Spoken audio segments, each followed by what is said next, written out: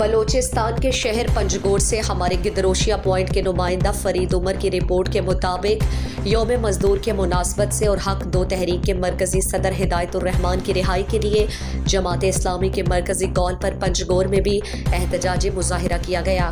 اس سلسلے میں بسم اللہ چوک پنجگور میں احتجاجی مظاہرے سے جماعت اسلامی پنجگور کے ضلعی امیر حافظ صفی اللہ بلوچ، جنرل سیکرٹری حافظ سراج احمد، ضلعی نائب امیر مولوی نور محمد مدنی، حق دو تحریک کے ضلعی آرگنائزر ملا فرحات، پاکستان مسلم لیگ نون مکران ڈویژن کے صدر اشرف ساگر صدیق ساسولی، بی ایس او پجار کے ظہور ملنگ بلوچ نے خطاب میں کہا ہے کہ حق دو تحریک کے سربراہ مولانا ہدایت الرحمان کو فوری طور پر رہا کیا جائے۔ ہدایت الرحمان کے تمام مطالبات آئین کے مطابق ہیں۔ اس کی رہائی اور ضمانت کے لیے جو پیچیدگیاں پیدا کی جا رہی ہیں وہ قابل تشویش ہیں۔